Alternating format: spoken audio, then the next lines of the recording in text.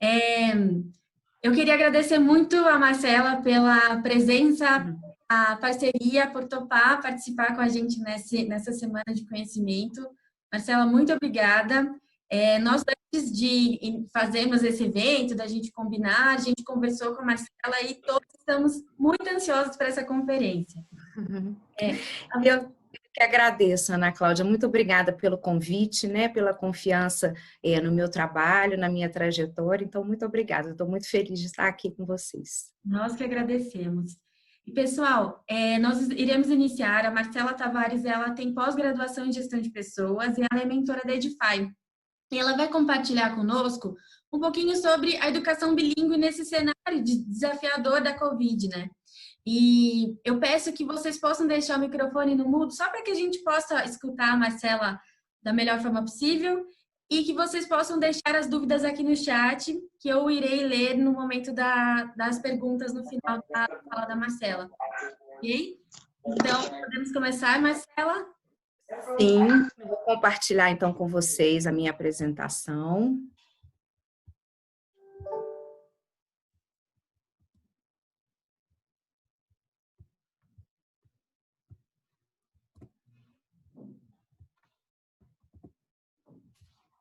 Conseguem ver minha tela inteira? Sim. Bom, então, boa noite. Hoje eu estou aqui para conversar com vocês um pouquinho a respeito de educação bilíngue e os desafios que foram criados pelo Covid-19. Para começar, eu gostaria de me apresentar, falar um pouquinho da minha trajetória profissional. Muita gente não sabe disso, algumas pessoas já têm esse conhecimento e é uma história um pouco curiosa, né? Então, nessa primeira gravura aí, eu mostro a minha primeira graduação, que foi em farmácia. Eu sou farmacêutica pela UFMG, com especialização em controle de qualidade, indústria farmacêutica. E nessa época da faculdade, eu já tinha uma paixão pelo inglês. Então, eu estudava inglês e eu comecei a dar aula na escola que eu dava, que eu estudava. Então, essa paixão foi aumentando, né, pela educação, pelo ensino de idiomas. E o que aconteceu? Eu acabei enveredando por esse caminho. E esse caminho tem já 28 anos. E eu falo que hoje eu não trabalho como professora, mas eu sou professora, porque professor nunca deixa de ser, né? É uma coisa que realmente a gente carrega com a gente para sempre. Então, essa foto do meio mostra eu com algumas alunas há alguns anos atrás, né, nesse meu momento professora. E nesse caminho eu senti muita falta de validar toda a minha experiência. Então, eu resolvi fazer esse MBA em gestão de pessoas, porque eu atuei também como coordenadora pedagógica em escolas de idiomas, né, por 13 anos. E quando eu terminei esse MBA, eu ainda não estava satisfeita. Eu sentia que faltava mais base ainda para eu validar realmente essa experiência. Foi quando eu resolvi estudar pedagogia e eu estou terminando pedagogia agora, eu estou me formando. Então, com muito orgulho, né, uma trajetória aí difícil de mudança de cenário no país e eu estou me formando em pedagogia agora. E essa foto à direita é do meu momento atual. Esse aí é o time que trabalha junto comigo, são os meus grandes apoiadores, é o famoso G9 do Edify. E eu trabalho no Edify como mentora. E o que o mentor faz lá dentro? A gente acompanha a implementação do programa bilíngue dentro das escolas, a gente acompanha os professores, fazemos observação de aula, damos treinamento. Eu adoro essa parte de formação de professor. Eu acho isso assim incrível, né? Porque eles acolhem isso tudo muito bem. Então é esse que é o meu trabalho atualmente. Mas agora a gente vai falar um pouco então do que é a educação bilíngue. Bom, nós temos agora um documento que são as Diretrizes Curriculares Nacionais para a Educação Bilíngue. Esse documento, ele é novo, né? E ele veio porque ele trata das ocorrências envolvendo a língua portuguesa e as línguas estrangeiras modernas na educação básica. E o porquê desse documento? Bom, o crescimento do ensino bilíngue é exponencial. Hoje, nunca se viu tantas escolas bilíngues, tantas escolas propondo a educação bilíngue. Então, nós precisamos de um documento que normatize esse ensino bilíngue. E até o dia 7 de junho esteve aberto para discussão e sugestões, né, sobre esse documento. Então, a gente viu uma mobilização muito grande de todas as pessoas que estão envolvidas na educação bilíngue para contribuir com esse documento. E o que esse documento diz?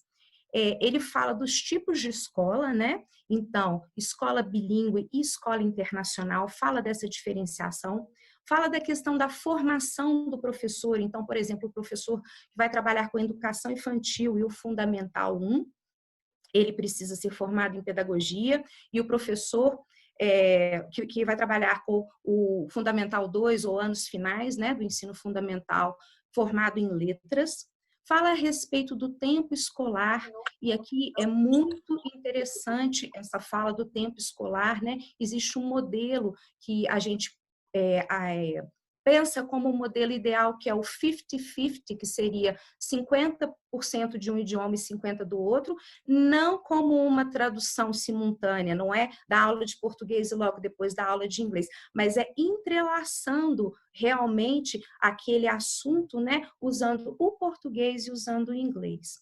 Existe a questão também do enfoque metodológico e a questão das políticas de avaliação. Então, é um documento muito interessante. No final da minha apresentação, vocês vão ter a referência bibliográfica e esse link está lá. Vale muito a pena ler. São apenas 19 páginas, mas ele é muito completo e muito interessante para quem se interessa por educação bilíngue.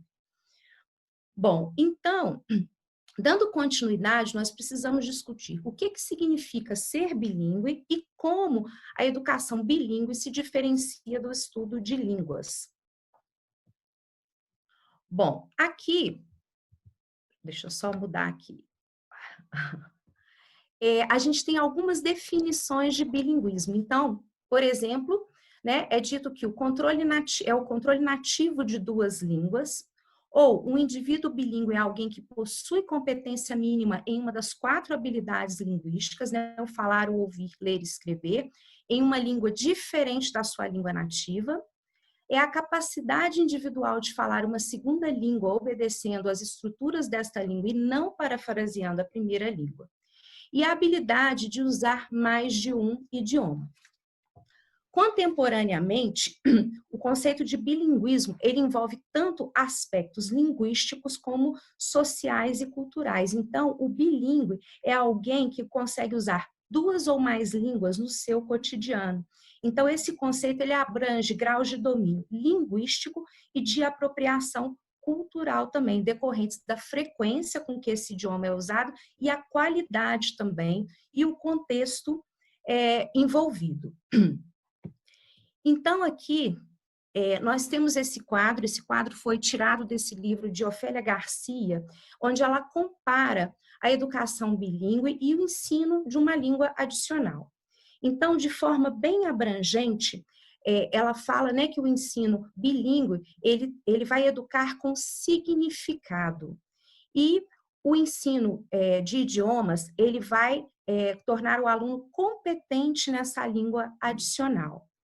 Aqui também, ela diz que a língua é usada como meio de instrução na educação bilíngue. E no ensino do idioma, né, ela é o objetivo final. Então, ela não é o meio, mas ela é sim o fim, né? Ela diz também a questão do uso de 2 ou mais línguas e no ensino de um idioma, usando apenas aquela língua alvo, a target language. No ensino bilíngue, a gente tem a integração entre conteúdo e a língua, e aqui no ensino de idiomas, a gente tem apenas essa instrução direta do idioma. Eu recortei esse quadro da Ofélia Garcia, quando a gente fala a questão do academic goal. E eu achei muito interessante, eu li esse livro há pouco tempo, e aqui ela fala, né, que uma das funções da educação bilíngue é ajudar o cidadão, o aluno, a transitar por culturas. E quando você simplesmente aprende o idioma, você vai se tornar familiarizado com a cultura, mas você talvez não consiga transitar. E isso aqui me lembrou, esse livro, Americana, me lembrou muito essa questão do transitar entre culturas. O que acontece? A personagem principal, que é a Ifemelo, eu acredito que seja assim que se pronuncia, ela é uma garota nigeriana e ela fala inglês e ela fala Igbo, que é a língua da tribo dela. E o que acontece? Ela passa por vários momentos, né? Vou acabar dando um pouco de spoiler aqui. Ela mora inicialmente na Nigéria, depois ela mora nos Estados Unidos, né? Ela vai fazer faculdade lá e ela escolhe como ela quer falar. Ela é uma grande observadora da cultura, tanto do país dela quanto da cultura americana. Então, ela, quando está conversando entre os amigos dela nigerianos, ela fala o que ela chama de um inglês nigeriano. Ela mistura, muitas vezes ela fala a frase em inglês e usa uma expressão no final no Igbo, né, que é essa língua dela.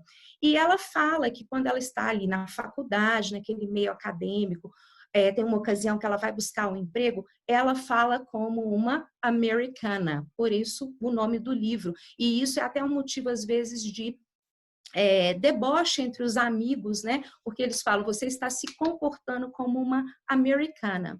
E a minha visão disso foi de que a Ifemelo, ela consegue realmente transitar, ela consegue distinguir a diferença de cultura e ela consegue fazer uma escolha. Então, na verdade, ela não está negando a raiz nigeriana dela, ela está simplesmente se adaptando aos contextos e vendo como ela se sente mais confortável para agir em cada contexto.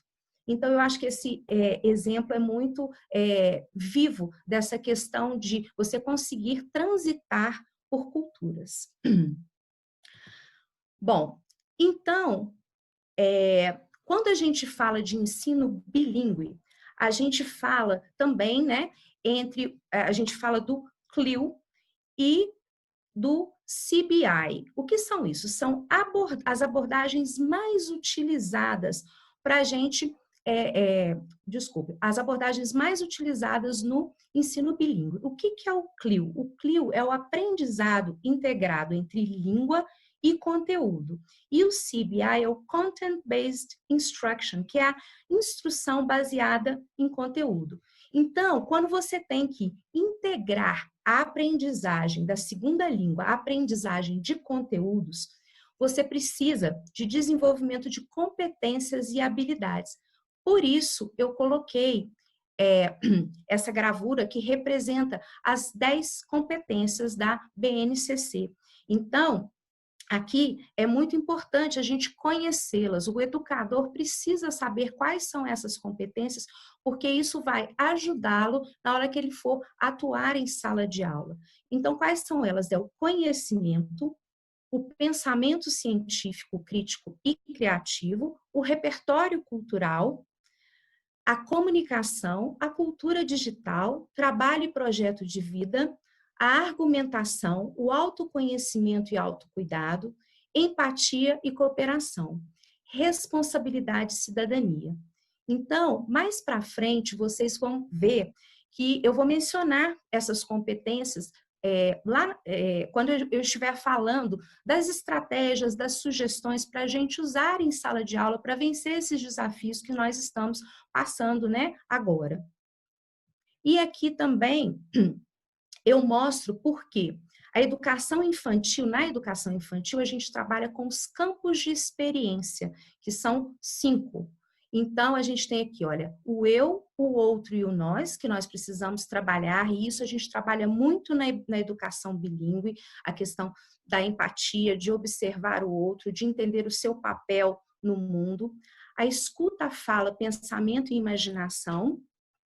traços, sons, cores e formas, espaço, tempos, quantidades, relações e transformações, e corpo, gestos e movimentos. Bom,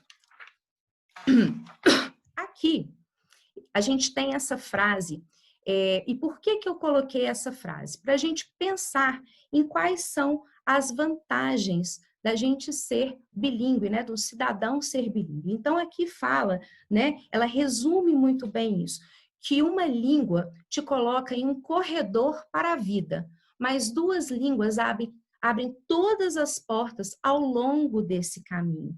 Então, realmente, se você é bilíngue, você consegue transitar muito mais facilmente, né, por diversas culturas. Então, aqui eu enumerei mais algumas vantagens de ser bilíngue. Bom, quando você é bilíngue, você consegue desenvolver a sua flexibilidade cognitiva. Então, isso traz uma melhora da memória, do raciocínio, da imaginação, da percepção, da atenção, da compreensão da língua nativa e também tolerância. Você consegue romper barreiras culturais, você consegue desenvolver o socioemocional daquela criança, você aumenta a sua capacidade de interagir com o mundo e adaptação às adversidades e diversidades. Então, isso nunca foi tão importante, né? A adaptação a essas diversidades, as diversas culturas que nós temos e as adversidades, que é justamente o que a gente vai falar agora, das adversidades que nós estamos vivendo por conta da pandemia.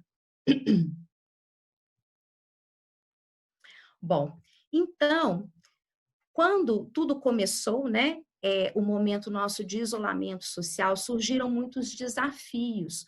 Então, eu vou falar especificamente dos desafios que surgiram no ensino bilíngue online, mas mais do que ficar só enumerando desafios, eu quero conversar com vocês a respeito de soluções para a gente vencer esses desafios. Então, uma coisa que eu acho muito importante a gente ressaltar aqui foi que eu acompanho professores diariamente e o que a gente vê é que os desafios eles continuam, mas como os professores estão engajados, eles têm garra, eles têm dedicação e eles estão vencendo esses desafios com muita dignidade, muita sabedoria e vocês vão ver ao longo da minha fala vários exemplos que eu tirei justamente desses professores que eu acompanho. Então, no meu próximo slide, a gente tem aqui uma foto de uma mala com uma sala de aula. E eu coloquei essa foto porque eu achei ela muito representativa. No primeiro momento, o que aconteceu? A gente estava com aquele pânico. Bom, eu preciso dar aula online. Então, a primeira ideia era, leva tudo para o computador. E a gente viu que foi levado tudo mesmo, inclusive um modo de aula muito antigo. Então, a gente viu muito professor voltando a trabalhar só com aula expositiva por uma questão de segurança e teve professor levando inclusive até o quadro negro somente para a sala de aula. Então, a gente via professor às vezes com um quadro negro no fundo da parede ou com um papelzinho e na hora que ele mostrava aquilo estava espelhado e isso gerava um problema, mas não existe julgamento disso, foi o que era possível ser feito naquele momento. O professor precisava se sentir seguro, primeiro ele precisava entender como seria aquele ambiente online. Bom, depois vieram as escolhas aí, né, de plataformas para usar. A gente viu muitas escolas começando a trabalhar com o Zoom e depois perceberam que seria melhor ir para o Google Meet. E cada um foi vendo o que era o perfil da sua escola, foi adaptando, foi começando a usar Google Classroom. Então, esse problema da tecnologia, ele foi vencido, e eu acho que foi vencido até muito rapidamente. Infelizmente, a gente sabe que a realidade de muitos professores e muitos alunos é de não ter, às vezes, um computador, uma conexão de internet boa, mas a realidade que eu acompanho, eu vi que eles conseguiram superar isso da melhor forma possível. Bom, então, qual era o próximo desafio desse ensino online? Era não deixar esse retrocesso para a aula simplesmente expositiva acontecer. Então, aqui, nós tivemos que entrar com recursos para tornar essas aulas o que elas eram no presencial, que eram aulas dinâmicas, aulas ativas e que os alunos eram os protagonistas do aprendizado. E para isso, a gente tem que falar das metodologias ativas. Eu não vou falar sobre todas as metodologias ativas aqui hoje, nós vamos falar sobre algumas.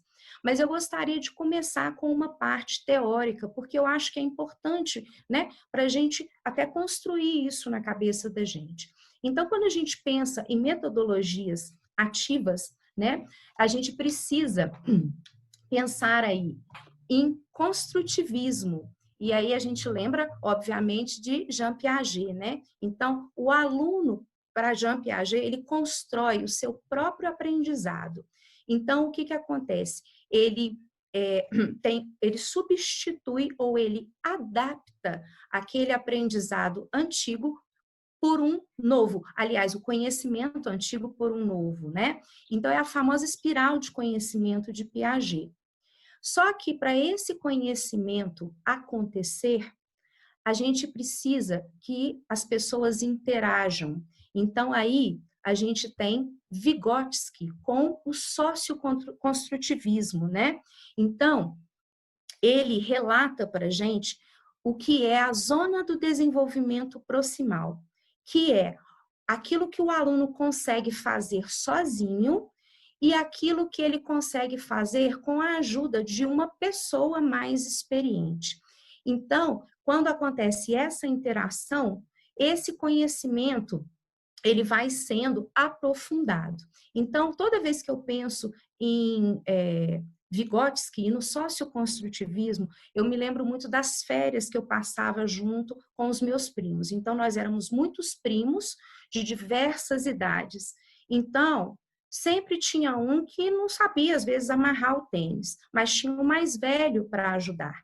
Então, o que acontecia? O pequeno ia lá, ele já sabia calçar o tênis sozinho, mas ele precisava de que alguém amarrasse para ele. E muitas vezes tinha aquele primo que tinha aquele espírito de eu vou fazer mais do que amarrar o tênis do meu priminho, eu vou ensiná-lo a fazer isso. E às vezes essa criança voltava para casa amarrando esse tênis. Então ele tinha ido para lá sem saber disso e ele volta para casa sabendo disso. Então é porque ele teve a ajuda nesse momento. Então essa interação é extremamente importante. Então a gente precisa pensar disso no ambiente de sala de aula, a interação do professor com os alunos e entre os alunos também. E aí, quando a gente pensa nessa ajuda que esse primo deu para ensinar o outro a amarrar o tênis, a gente lembra de Brunner e o scaffolding. Então, o que é o scaffolding? É nada mais do que você criar um suporte para que o aluno consiga alcançar um objetivo. E quando ele alcança esse objetivo, a gente retira esse suporte dele, porque já não se faz mais necessário. E ainda pensando, então, tudo interligado. A gente entra agora com a taxonomia de Bloom. O que é a taxonomia de Bloom? Ela oferece uma classificação dos tipos de conhecimento e os processos cognitivos que os alunos usam para aprender. Então, aqui eu vou mostrar para vocês mais detalhadamente. Tem que mudar. Desculpa, gente. A tela não está mudando. Ok. Bom, então, na taxonomia de Bloom, ele... Desculpa, é porque tem alguém falando. Oi. Bom, na taxonomia de Bloom, ele descreve quais são os processos cognitivos que o aluno usa para aprender. Então, a gente começa na base da pirâmide. Então, a primeira coisa é lembrar, né? Então, esse aluno tem que ser capaz de definir, de memorizar, de lembrar, de reproduzir, certo? E aí, depois, ele vai compreender. Então, esse aluno já é capaz de explicar ideias e conceitos? Então, depois que ele é capaz disso, a gente vai ver se esse aluno é capaz de aplicar, de usar a informação em uma nova forma. E a gente passa para o ponto de análise, né? Então, esse aluno é capaz de distinguir partes diferentes, ele é capaz de comparar, de criticar, de discriminar, de experimentar, de perguntar e de testar. E aí ele vai para um próximo nível, que é o avaliar. Então, esse aluno, ele consegue avaliar a informação, ele consegue argumentar, defender, selecionar, julgar, né? E aí a gente vai para o último processo, que seria o de criar. Então, esse aluno é capaz de criar algo novo, de construir.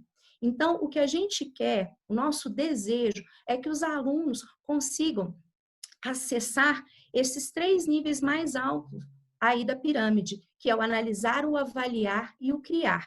E quando a gente pensa nisso, a gente sabe que os alunos precisam, para aprender, ter experiências reais, eles precisam usar o máximo de sentidos possíveis.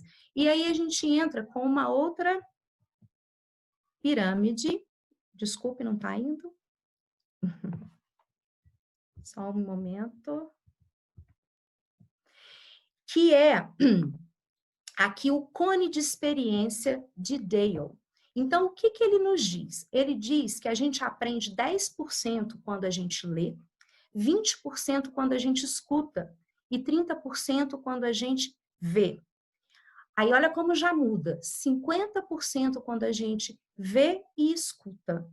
Quando a gente escreve e diz, a gente aprende 70%. Então, quando a gente faz, a gente aprende 90%. Então, por que eu estou falando dessa parte teórica toda? Vocês vão ver que as metodologias ativas, elas justamente estão aí para a gente fazer com que o nosso aluno utilize o máximo de sentidos possível para que ele realmente consiga aprender e a gente conseguir com que ele chegue lá na pirâmide da taxonomia de Bloom, naqueles 3 níveis mais altos, ao ponto dele conseguir criar, certo? Então, agora a gente vai falar das metodologias ativas propriamente ditas. Então, a primeira metodologia ativa que eu vou mencionar aqui é a sala de aula invertida. Então, como que a sala de aula invertida funciona? O professor, ele envia algum tipo de conteúdo para o aluno. Pode ser um vídeo, pode ser um material, né, que ele vai ler, alguma atividade para esse aluno fazer. E quando o aluno vem, agora nós estamos falando do momento online, né? Quando o aluno vem para a aula síncrona ou a live, esse momento vai ser um momento de quê? Um momento de troca. Então, nessa hora, o aluno vai, por exemplo, de repente, rever com os colegas o que ele viu naquela... Oh, gente, desculpa, tem um caminhão aqui de não sei o que, fazendo mau barulho na minha porta. E isso me tirou um pouco a concentração. Vamos voltar um pouquinho. Coisas das lives. Bom, então, o que acontece? Esse aluno, ele vem para a sala de aula e aí ele vai pegar esse conteúdo que ele viu lá sozinho e ele vai poder, por exemplo, discutir com o aluno. Então, vamos supor que o professor tenha dado um vídeo explicando um determinado conteúdo e um exercício. Ele pode sentar com um colega, com um par dele, para quê? Para ele discutir esse exercício e eles verem se eles têm as mesmas respostas, verem se tem dúvidas, se um pode ajudar o outro. Olha aí a zona do desenvolvimento proximal de Vygotsky atuando, a interação, olha como é importante. E é muito interessante porque os alunos se sentem muito bem quando eles veem que eles conseguem aprender sozinhos. Então, eu tive a oportunidade durante 2 anos de dar aula para adultos nesse modelo de Flipped Classroom. E eu peguei adultos que eles tinham estudado naquele modelo clássico de aula expositiva. E no início eles eram um pouco resistentes a isso, a ter que estudar antes. Eu tive até alunos que falavam assim, poxa, mas então eu não preciso de professor? Eu vou estudar sozinho? Eu falava, calma, eu tenho um papel aqui, né? E eles aos poucos foram entendendo. E a satisfação de entender, de compreender que pode estudar sozinho e que eles podem ajudar os colegas, isso é muito importante para o aluno. E quando, às vezes, a gente pede para eles falarem para a turma sobre o assunto que foi estudado em casa, né, ou na videoaula, eles se sentem também muito bem, isso para a autoestima deles é muito bom, e isso trabalha uma das competências da BNCC, que é a comunicação, certo? Bom, a próxima metodologia ativa que nós vamos tratar é o PBL, ou Project Based Learning, né? Que é o aprendizado baseado em projetos.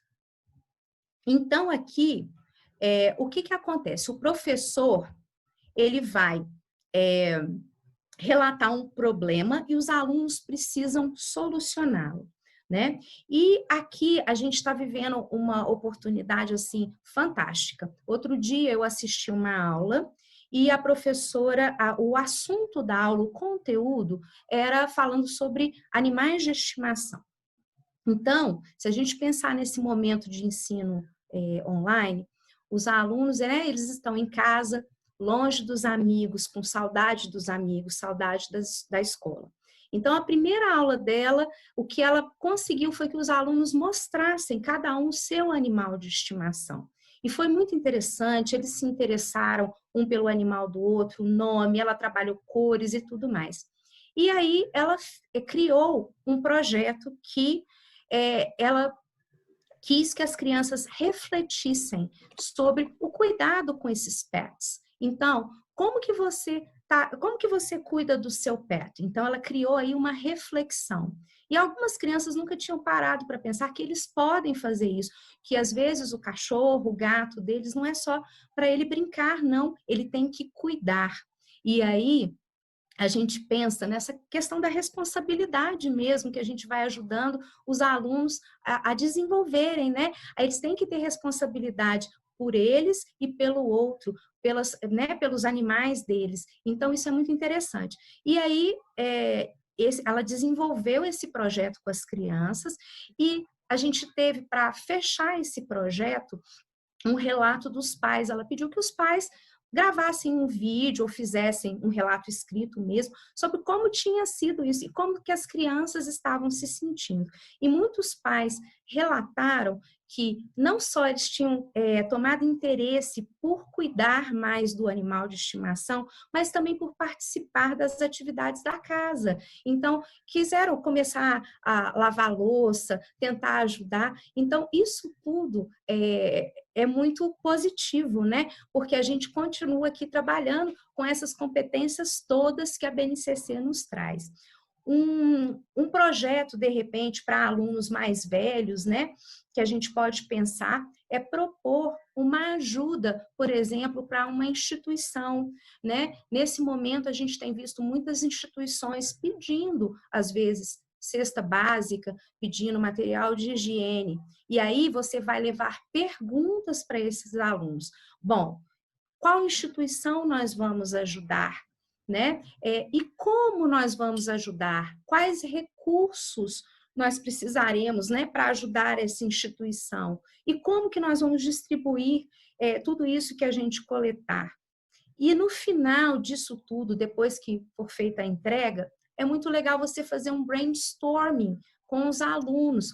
pedir para eles dividirem o que eles aprenderam com esse projeto. Então, você traz uma reflexão de tudo que foi feito e eles têm esse momento de partilha. Então, você está aí trabalhando de novo a comunicação, você está trabalhando aí o autocuidado e o cuidado com o outro. Então, você trabalha inúmeras coisas quando você trabalha com o aprendizado baseado em projetos. Outra metodologia ativa é o aprendizado maker ou mão na massa. E aqui a gente tem visto muitas ações nas escolas. No Edify a gente tem um projeto bacana também de aprendizado maker, onde a gente grava vídeos ensinando várias coisas. E uma das minhas colegas, ela fez um vídeo que ela ensina a fazer bandeirolas para enfeitar a casa para uma festa de aniversário. Então, o vídeo é naturalmente todo em inglês, as instruções muito próprias para a criança, né? Então, tudo de forma curta e objetiva, mostrando passo a passo. Então, a criança, ela está ali usando o inglês para ela fazer as bandeirolas, né? Então, o inglês aí como meio de instrução. E ela dá opção, por exemplo, de material que pode ser comprado, mas também de usar material reciclado. E o que acontece é que a gente vê que a criança desenvolve a autonomia. Ela passa a perceber que ela pode criar a festa de aniversário dela, ela pode fazer uma festa de aniversário para a vovó que está longe. Então, ela pode fazer essas bandeirolas, enfeitar e ela aparecer no vídeo para a vovó com aquilo. Então, a gente mostra aí para ela que ela está fazendo um gesto de carinho, né? Ela está cuidando do outro, ela está sendo autônoma, porque ela não precisa sair comprar uma decoração para o aniversário dela ou da vovó. Ela pode simplesmente fazer e fica lindo, né? E eles se sentem muito importantes. Então, a gente vê que os alunos gostam muito dessas atividades maker e os pais respondem muito bem. Normalmente eles fazem vídeo das crianças enquanto elas estão fazendo e gostam de mandar para os professores, de dividir com a gente. Uma outra atividade maker, né, que a gente tem visto assim vimos muito ao longo do mês de junho, foram as festas juninas. Então, assim, as crianças realmente se empenharam em produzir cenários para as suas festas juninas virtuais. E os professores, tem uma escola que eu acompanho, eles criaram vídeos com receitas típicas de festa junina. E a professora de inglês, especificamente, ficou com um pouco de medo se ela fizesse uma receita mais complexa, se isso talvez fosse um complicador. Eu falei, então vamos gravar um vídeo ensinando a fazer pipoca, que é uma coisa simples. E o vídeo dela ficou sensacional, porque ela colocou todo o vasilhame que ela precisava, os ingredientes, ela mostrou tudo. Então, os alunos tiveram uma oportunidade ali de usar o inglês fantástica e uma atividade que para eles teve muito significado. Olha aí, quando a gente lembra do cone de experiência de Dale, eles escutaram essa professora, eles viram a professora fazendo e depois eles comeram essa pipoca. Com certeza, isso aí é uma experiência que eles nunca vão esquecer. Então, realmente teve muito significado para eles. Então, a gente pode pensar em diversas atividades assim. A próxima metodologia ativa que eu vou mencionar é a gamificação. Bom, e quando a gente pensa em gamificação, a gente tem que lembrar que criança adora jogar e normalmente eles são muito bons nisso. Mas como que eu vou levar a gamificação para a sala de aula? Bom, não pode ser uma coisa que seja um prazer sem uma contextualização. Então, primeiro, você precisa criar um contexto, uma narrativa para aquela gamificação, né? Então, você pode, por exemplo, sugerir uma caça ao tesouro, né? E essa caça ao tesouro você pode, se você não é tão tecnológico, você pode fazer as pistas de papel. Mas você pode também criar QR Codes, né, os QR Codes, com as pistas. E os alunos amam isso. E no final eles vão encontrar o tesouro. E isso você pode pegar um conteúdo que você precisa trabalhar com esses alunos e gamificar. Então, aqui nós temos o Nearpod e a Jovem Gênios, são plataformas gratuitas e eles trabalham muito com... lá você consegue criar aulas gamificadas, tá? Esse outro símbolo roxo do meio é do Quizzes, tá? O Quizzes, ele desculpe, também, ele tem questionários gamificados, então já são prontos, ou você pode colocar o conteúdo que você precisa ali nesse questionário. E o Kahoot, que eu não podia deixar de mencionar, porque o que acontece? Ele é super popular, os alunos adoram, tem aluno que se deixar só quer brincar de Kahoot, mas ele tem, né, o seu valor, apesar de estar muito batido, mas eu ainda acho que é muito bom. E você pode fazer uma gamificação muito simples. Então, eu gosto muito de dar relatos de coisas que eu observo, né? Então, eu outro dia observei uma aula que foi o seguinte, a professora mandou, antes da aula, para os alunos, um vídeo que falava sobre animais selvagens. Era especificamente, ela pegou o urso e pediu que os alunos assistissem o vídeo. E ela não falou para eles o porquê daquilo. E quando ela chegou, ela perguntou, né, na aula síncrona, ela perguntou para os alunos se eles tinham assistido, e uns tinham, outros não. Então ela falou assim, agora a gente vai fazer um jogo. E o jogo era perguntas sobre o vídeo. Então, nesse vídeo falava onde o urso mora, o que o urso come, como que o urso se reproduz, vários tipos. Ela queria ali trabalhar, era um conteúdo bem específico, e ela conseguiu trabalhar isso simplesmente dessa forma, mandando esse vídeo, dividindo os alunos em times, e eles ficaram super animados. E agora eles pedem toda a aula. Eles querem um vídeo diferente para depois fazer o jogo. Então, a gente vê que são recursos simples, mas que a gente consegue um envolvimento muito grande dos alunos. Bom, o nosso tempo meio que está terminando. Teríamos aqui outras metodologias ativas, né, para a gente falar, como design thinking, como estudo de caso, mas eu não vou falar aqui com vocês. Mas mais para frente vocês vão ver que eu tenho uma indicação para vocês, se vocês quiserem, né, saber um pouquinho mais sobre essas metodologias ativas, design thinking e tudo mais. No final vocês vão ver que eu tenho indicações aqui.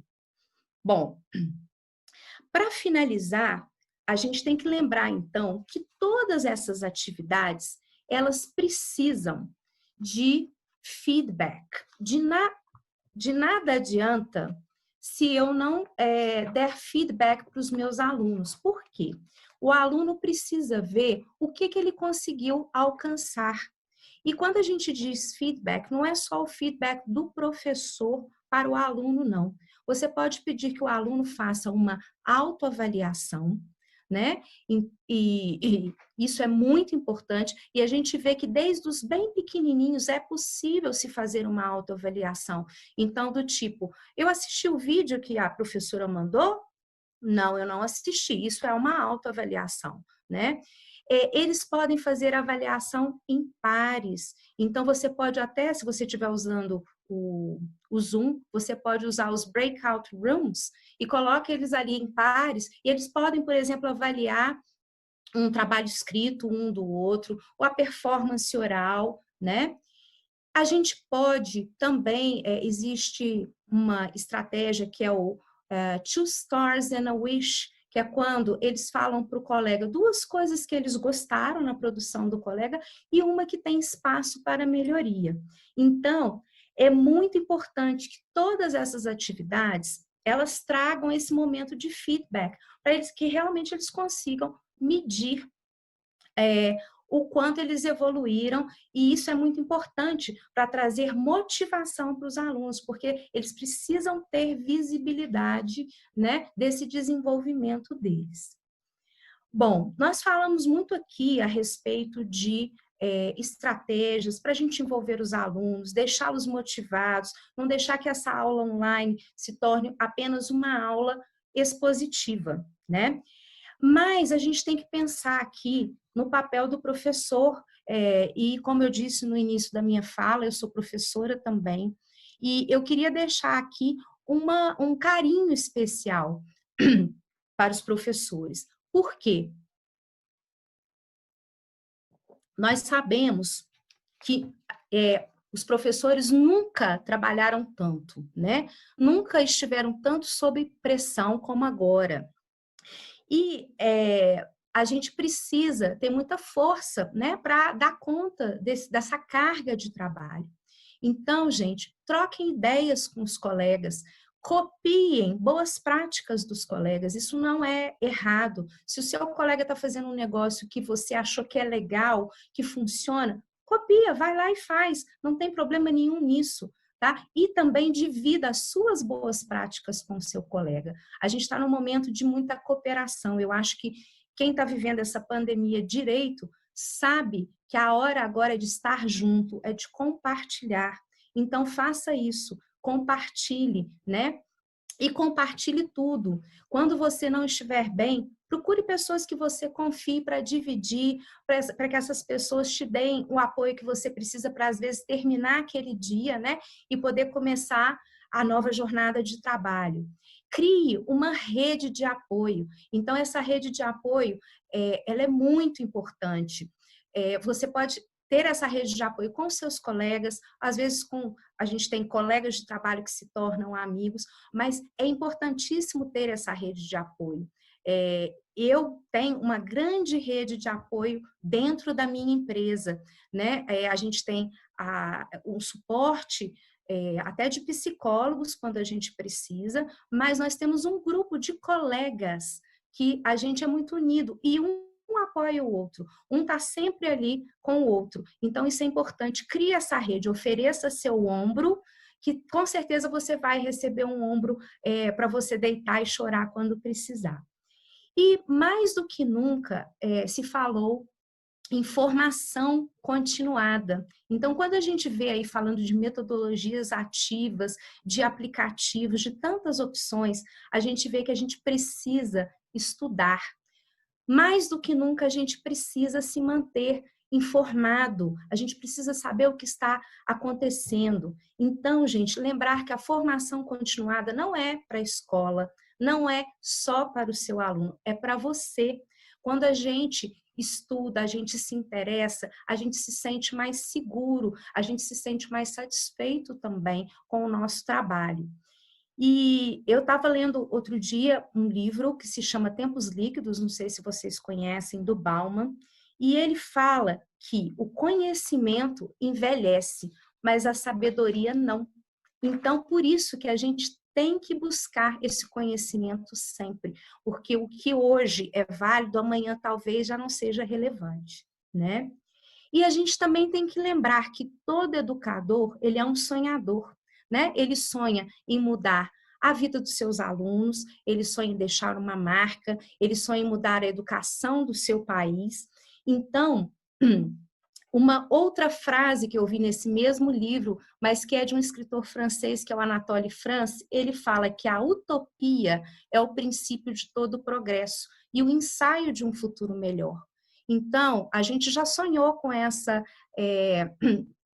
educação online, né? A gente achava que isso era uma coisa que ia ser importante, que ia ser relevante, e estamos vivendo. Então, vamos fazer o melhor que a gente puder, né? Nesse sentido. E mais do que sonhar, nós precisamos agir. Não adianta, sonho sem ação não leva a lugar nenhum. Então, gente, essa é a minha fala para vocês. Eu gostaria de encerrar com esse poema. Esse poema eu conheci através de um colega de trabalho, Daniel, e eu acho que ele fala muito para todos nós. Ele fala para os alunos, ele fala para os professores, ele fala para os gestores. Então, eu não sei se todos aqui falam inglês, se alguém quiser, a gente pode traduzir, mas ele diz assim: If this is not a place where tears are understood, where do I go to cry?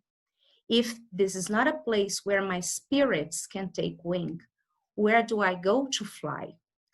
If this is not a place where my questions can be asked, where do I go to seek? If this is not a place where my feelings can be heard, where do I go to speak? If this is not a place where you will accept me as I am, where can I go to be? If this is not a place where I can try to learn and grow, where can I be just me? Então, muito obrigada a presença de todos. Eu espero que eu tenha contribuído um pouco para o aprendizado de vocês.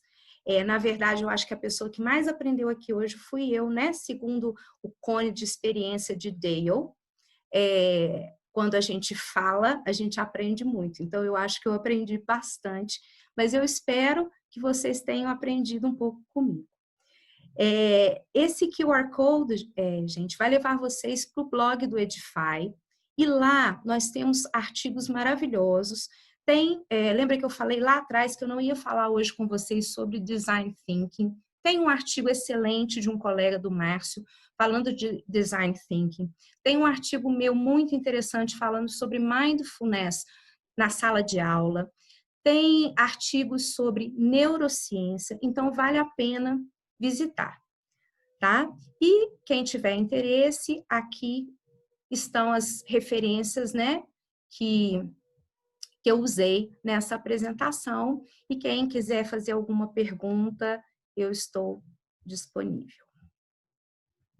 Marcela, só feedbacks ótimos, incríveis para você, porque realmente a experiência foi muito foi inspiradora, como você disse que a gente está passando por um momento que é único, é complicado, mas você passou leveza para a gente, para que a gente possa encarar as coisas da melhor maneira possível, né? Eu só vou passar um vídeo para que você possa tomar uma água, dar uma descansada, um minutinho. E aí, pessoal, vão escrevendo suas dúvidas aqui para que a gente possa perguntar para a Marcela, tá bom? Então, eu vou compartilhar minha tela. Vamos lá.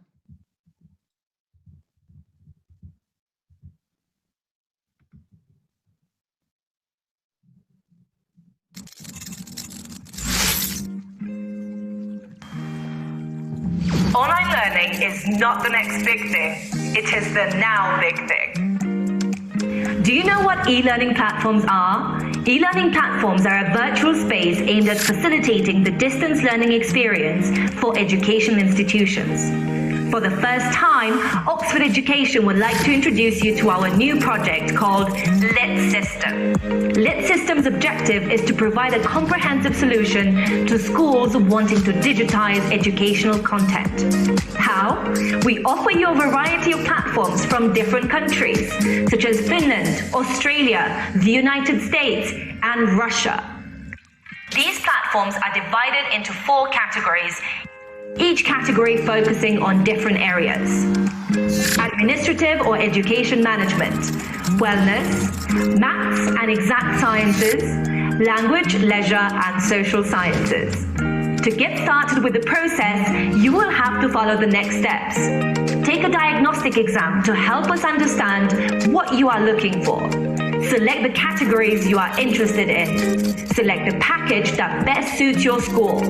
You will receive training on all the platforms you select. Request your diagnostic and get to know more of all the platforms we have to offer.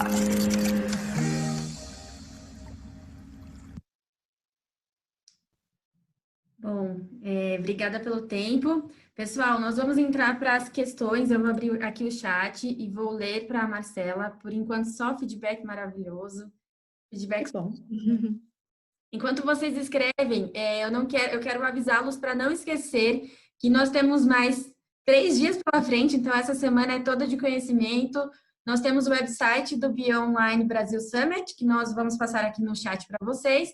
Todas as informações de registro, horários, os benefícios do evento estão todos lá. Esse evento é aberto, gratuito. Vocês podem chamar seus colegas de trabalho para participar também. Todos vocês recebem certificado de participação. A escola que participar de 15 conferências, ela recebe um treinamento, uma capacitação docente para o seu departamento de inglês pela Oxford Education. Todos vocês recebem testes da nossa plataforma de gestão socioemocional dos alunos, que está inclusa nesse portfólio que mostramos agora. E também todos recebem uma vaga para o workshop Access to Digital Learning Innovation in Today's School. Vai acontecer na semana que vem. Então, não percam. Qualquer dúvida também, vocês têm nossos contatos, vocês podem nos perguntar, estamos à disposição. Vamos ver aqui no chat se nós temos perguntas. Perguntas, acho que não, mas achei super interessante que corri o olho a Ariane Pérez comentando que na escola que ela trabalha, as avaliações dos projetos são feitas usando a taxonomia de Bloom, muito legal. Olha, que legal. Super interessante, Ariane, gostei. Perfeito. Não, aqui por enquanto é só feedback positivo mesmo. Foi muito bacana, Marcela, obrigada. Uhum. Aí a Isabela Vieira falando, né, que é graduada em letras, língua inglesa, mas pensa em cursar pedagogia. Isabela, tem todo o meu apoio, faz toda a diferença. Realmente você conhecer, né, sobre essas formas de ensinar, você entrar dentro, né, dessas teorias como Vygotsky, Piaget, Montessori, faz toda a diferença.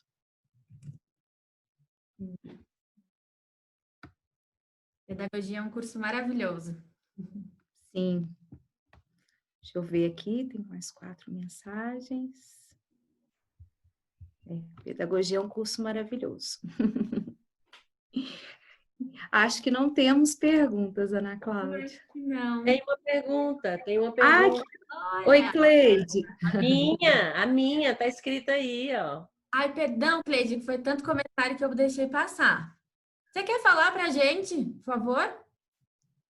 Quando você falou sobre flipped classes, que é muito interessante, eu achei muito interessante, você deu um exemplo, você deu o exemplo de uma coisa que a gente poderia fazer, uma atividade. Aí eu queria saber o que mais eu poderia fazer além de sentar os alunos em dupla e partilhar e ajudar o colega, tirando dúvida, conversando.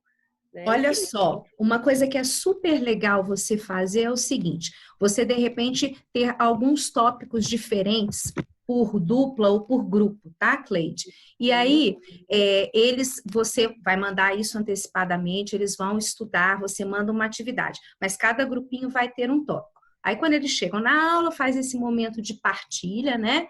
E ver se está tudo de acordo. E depois você colocar cada grupo para apresentar o seu tópico. Como não vai ser o mesmo, eles vão ter esse outro momento. Esse momento é muito enriquecedor, porque o aluno vai trabalhar a comunicação dele, então, os mais tímidos no início, às vezes falam assim, eu não quero fazer isso não, mas depois eles veem os colegas fazendo e eles vão se sentindo à vontade.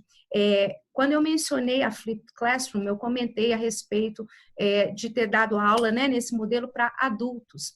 E eu fazia uma coisa, quando eles acabavam a apresentação deles, eu fazia todo mundo bater palma. Então, eu tinha alunos jovens adultos de 20 e poucos anos, até alunos de 70 anos. E aquilo ficou uma coisa tão natural que toda vez que acabava a apresentação, eles já estavam batendo palma. E eles se sentiam professores mesmo, quando eles iam no quadro, e cada um ia explicar o seu assunto. Então, eu acho que esse momento, ele é super enriquecedor. Então, eu acho que você pode fazer isso também. E lógico que eles vão explicar do jeito deles, se surgir algum erro ali naquela fala, você com muito jeito vai guiando, falar, essa parte aqui estava correta e tudo, mas a gente precisa fazer esse ajuste aqui, e eu acho que quando a gente faz isso com naturalidade, mostrando para eles que nós estamos ali como facilitadores e não como autoridade dentro da sala de aula, eles se sentem muito à vontade e aprendem muito. Tá bom? Respondi? Obrigada, respondido. Mais alguma pergunta, pessoal?